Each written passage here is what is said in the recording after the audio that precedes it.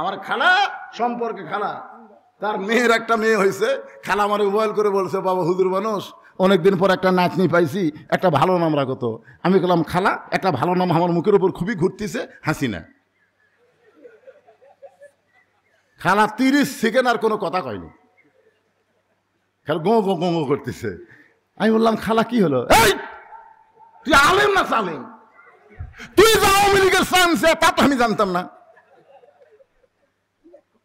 কে রে? হাসিনা হলো একটা খুনি, হাসিনা হলো একটা ফ্যাসিস্ট, আর তুই বলিস আমার নাতনির নাম থমা হাসিনা? নামের কি অভাব পড়ছে নাকি? আমি তখন বুঝলাম আবু সাইদ প্রত্যেকটা পাড়ায় পাড়ায় জন্ম নেবে, আর কমপক্ষে 50 বছর বাংলাদেশের কোন মেয়ে জন্মালে তার নামকে জানা সত্ত্বেও হাসিনা থুবি না। জোরে কর কথা, কথা না ভাইজান, একটু মনে রাখবেন, ইয়াজিদ শেষ, হোসাইন।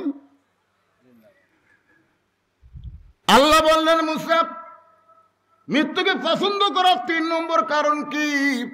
মৃত্যুকে পছন্দ করার 3 নম্বর কারণ কি? তাহলে 1 নম্বর কারণ হলো না মরলে জান্নাতে যাওয়া। মনে রাখবেন ভাইজান, এইবার যে কারণ আসতেছে এটা যে এত মজার কারণ বুঝলেন, খালি বুঝালেন, মরা আলিয়া কোনো টেনশন করা রাখবে না, মরে যাবে ও বাবা মরে, এ টেনশনই থাকবে না।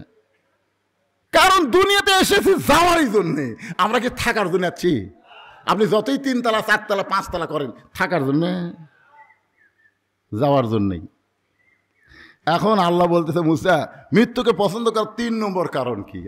আল্লাহ সবই জানে বারে, কিন্তু আমাকে জানানোর জন্য মুসার মাধ্যমে আল্লাহ জানাচ্ছে। তোরে কারণ সুবহানাল্লাহ, কি একটা কারণ আসতেছে। এই কারণ আসার আগে আমার মা বোনদের জন্য 10টা মিনিট একটু ওয়াজ করা লাগবে। ওরা আবার খেপে যাচ্ছে, ওরা কই কে রে না, ধনতলা মামুদপুর আমাকে জন্য এত ওয়াজ করলো, ওই এলাকার 2-4টা নিয়ে তাচ্ছে কেন আসে নাই কখন? আর এখানে এসে হুজুর কি এক মরার ওয়াজ ধরলো। এই জন্যে মেয়েরা ভালো হলে তো আমাকেই লাভ। লাভ কার? খুবই গরম লাগতেছে আপনাদের? খুবই খারাপ লাগতেছে? একটু হোহা করেন বাজান। গভীর রাত্রে আল্লাহ নবী ঘুম থেকে চেতন পাইছে। চেতন পাওয়ার হলো কারণ হলো খাদিজাতুল কুবরা। কে? নবীর এই ডান হাতখানা বুকের মধ্যে নিয়ে ফোঁপায় ফোঁপায় কাঁদতেছে। তো আল্লাহ রাসূল বলে, খাদিজা কান্দার কারণ?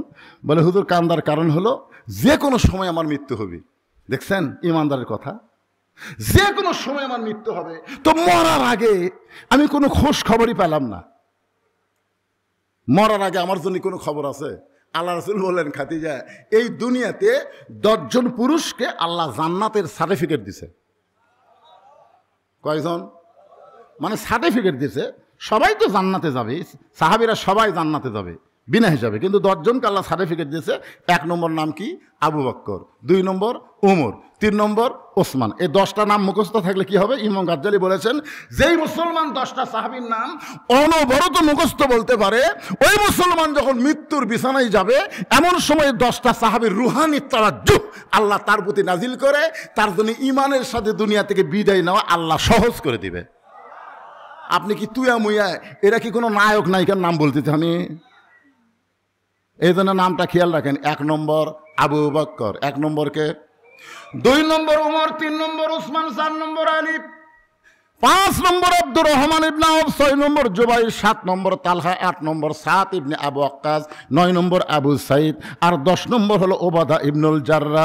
এই 10 জনই হলেন আশারে মুবাশশারা। আল্লাহু আকবার।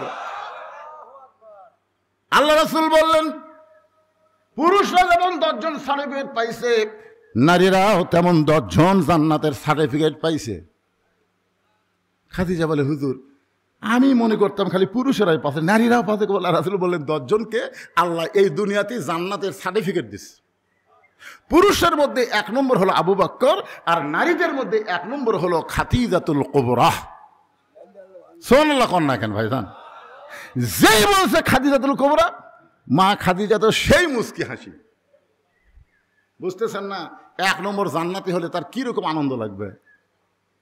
আল্লাহ রাসূল বলেন, খাদিজা আপনার হাসি দেখে আমাকে খুব ভালো লাগতেছে, কিন্তু এই মুহূর্তে আমি নবী না, আপনি আমার বিবি, আমি আপনার স্বামী, আমি স্বামী হয়ে আপনার কাছে জানতে চাচ্ছি, আল্লাহ যখন আপনাকে 1 নম্বর জান্নাতি নারী করছে, তাহলে 2 নম্বর জান্নাতি কে হলে ভালো হয়? মানে এমনি জানতে চাচ্ছি আর কি, স্বামী স্ত্রীর মধ্যে একটা গল্প। তো খাদিজা বলছে, তো হুজুর ফাতেমা হলে ভালো হয়। কে হলে ভালো হয়? ফাতেমা হলে ভালো হয়। রাসূল বলেন, খাদিজা, আল্লাহ আপনাকে 4টা মেয়ে দিছে, জয়নাব, রোকেয়া, কুলসুমা, ফাতেমা। তো অন্য 3টা মেয়ের কথা না বলে আপনি সরাসরি ফাতেমার কথা বললেন। খাদিজা বলতে, হুজুর আপনি বাবা, তো আপনি বুঝবেন না, আপনি যে বাবা আপনি বুঝবেন না, আমি মা হইয়া বুঝতে পারি। সুবহানাল্লাহ। মারাত্মক কথা। বাবারা কি বোঝে? আনন্দে মাতিয়া সাগরে ভাসাইয়া সেই যে চইলা যায় খবর লয় না, মাজন ধরিয়া উদরে কতই কষ্ট করে, 10 মাস পরে পায় প্রসবের বেদনা। খাদিজা বলতে, যে হুজুর জয়নাব যখন জন্ম নিল, আমার পেটে উঁচা হলো, আমার পেটের মধ্যে ওজন হলো, জন্ম নেওয়ার সময় আমার প্রসব ব্যথা হলো। রোকেয়া যখন জন্ম নিল, আমার পেট উঁচু হলো, আমার পেটের ওজন হলো। রোকেয়া জন্ম নেওয়ার সময় আমার প্রসব ব্যথা হলো। এরপরে কুলসুমা যখন জন্ম নিল, আমার পেটের ওজন হলো, আমার পেট বড় হলো। কুলসুমা জন্ম নেওয়ার সময় আমার প্রসব ব্যথা হলো।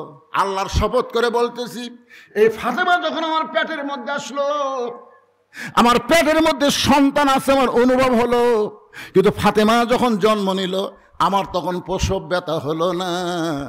আমি লক্ষ্য করে দেখি, আমার ফাতেমা জন্ম নেওয়ার সময় তার 2টা হাত দিয়া তার ইজ্জত পর্যন্ত এমনভাবে ঢেকে জন্ম নিল, আমি মা হইয়াও তার ইজ্জত দেখতে পারলাম না। লিল্লাহে তাকবীর। আমি সেই দিন থেকে বুঝেছি ফাতেমা সাধারণ কোনো মেয়ে না।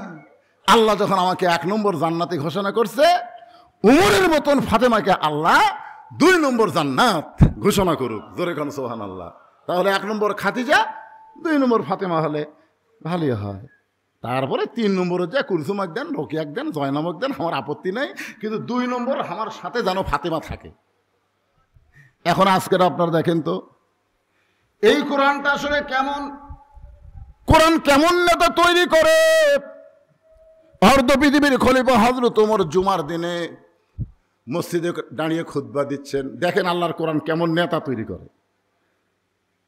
এমন সময় মাঝখান থেকে একজন মুসল্লি দাঁড়িয়ে বলতেছে, আমির আল মুমিনিন, আপনার খুতবা আমরা শুনবো না। তোমার ফারুক বললেন, আমার অপরাধ কি? বলে, আপনার অপরাধ হলো আমাদেরকে খাটো পাঞ্জাবি দিয়া আপনি লম্বা জুব্বা পরে খুতবা দিচ্ছেন। আমাদেরকে আপনি খাটো দিবেন আর নিজে লম্বা জুব্বা পরবেন।